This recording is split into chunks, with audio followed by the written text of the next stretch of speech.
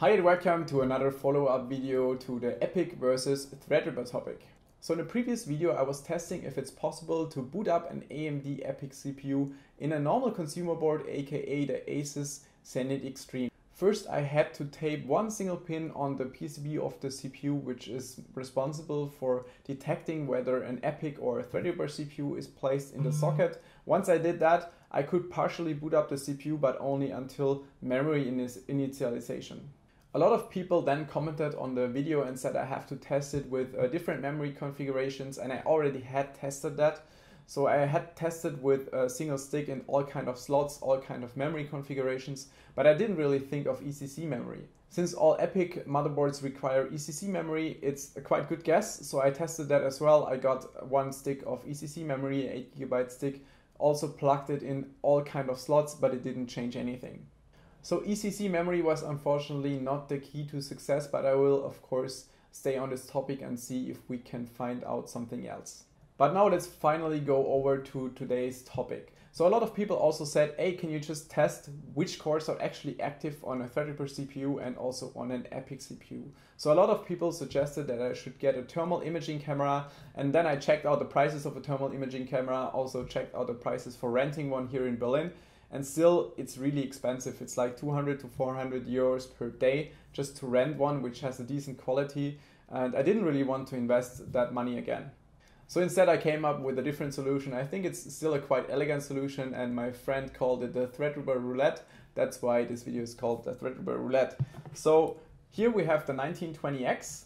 And here we have a modified heat spreader of the 1950X. That's actually the heat spreader from the CPU I took apart a few videos ago when I removed the dies and did the die grinding and all this kind of stuff. So I'm quite happy that I kept the IHS, and as you can see, I did cutouts where usually the dies are located. I kept this stripe in the middle because this stripe also has contact to the PCB directly. So as you can see, it perfectly fits onto the 1920X PCB and I can access the dies. So you're probably thinking, why the hell is he doing this? So if I would just put this into the socket like that and fire it up, it would literally fire up because the mass of the silicon is not enough, and usually the thermal protection is usually quite good on recent CPUs, but still the silicon gets hot so quick that usually the CPUs die if you mount them like that. Now you're maybe familiar with my Aqua X Halare build, which was a 3M Novec two-phase liquid submerged cooling system I published last year at Gamescom in Cologne. And today we will use exactly that fluid again. So it's 3M Novec 7100. We will actually do a lot more videos about this liquid, also about a different liquid, about Aqua X Halare 2.0 and all this kind of stuff. It will be a huge video series which will be available on my channel, I think from mid-February till probably April. I think it will be like 10 videos. So stay tuned for that. Then we will go much more into detail about this liquid and about all the other liquids 3M offers. So 3M Novec 7100, the key features are that this fluid evaporates at 61 degrees Celsius and it's not electrically conductive. And that's the reason why I built this at Case King. So I just took our CO2 laser at Case King and cut those 10mm thick acrylic sheets and then glued them together. So I have this acrylic container. So essentially we are taking an Asus Zenith Extreme and submerge it in this container, which will be filled with 3M Novec 7100. So the idea behind this is that the fluid should be able to protect the cores from a rapid heat overload, and we should be able to see some boiling wherever the cores exceed a temperature of 61 degrees Celsius. This way we should be able to see which cores are actually active. So we will first do that for the 1920X Threadripper, and then we will repeat this with my Epic. Of course I want to film this with my new GH5, so I will have to set up the camera here on my table so you can see everything close up and in high detail.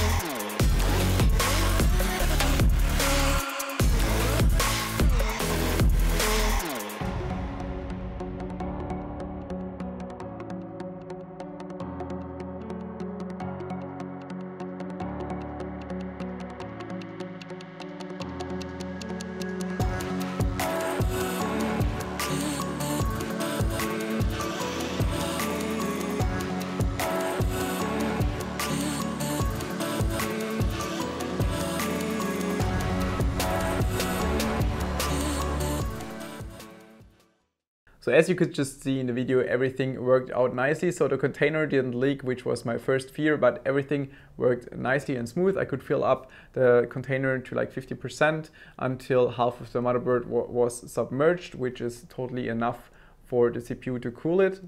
And then I powered it on, but then I realized that the power or the load onto the CPU cores is probably not going to be enough if I just put in the 4 memory modules and nothing else. So I also attached a small VGA, also added the keyboard so I could actually enter the BIOS.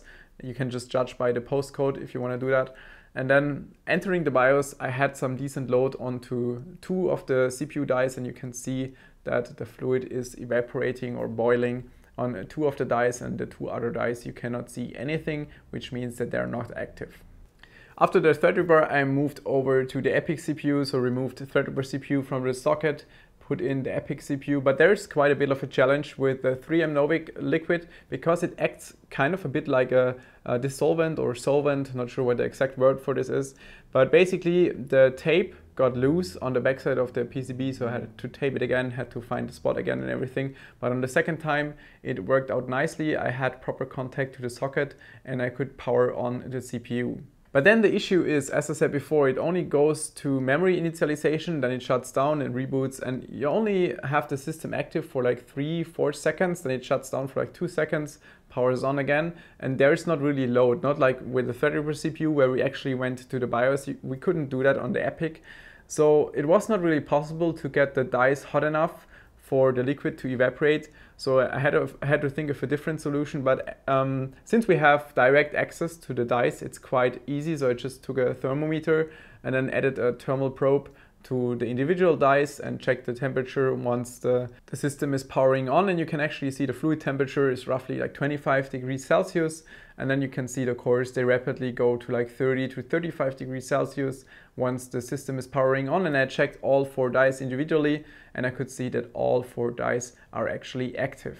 So everything went as expected. So we know that 2 dies, we actually also know the positions of the dies now, which dies are active. We know that all 4 dies are active on EPIC. Everything went as expected. I'm quite happy about this. This is probably going to be the last video from my side now about Threadripper and EPIC, unless I find out something else entertaining or crazy. Probably the next videos will be more about the 3M Novik stuff when I will promote my new Aqua Exhalare 2.0. Yeah, if you have any questions about this, if you have any specific questions, especially about the 3M Novik fluid, please put them in the comments. I will probably answer them when we go over to the 3M Novik project. Enjoy the rest of your day. See you soon.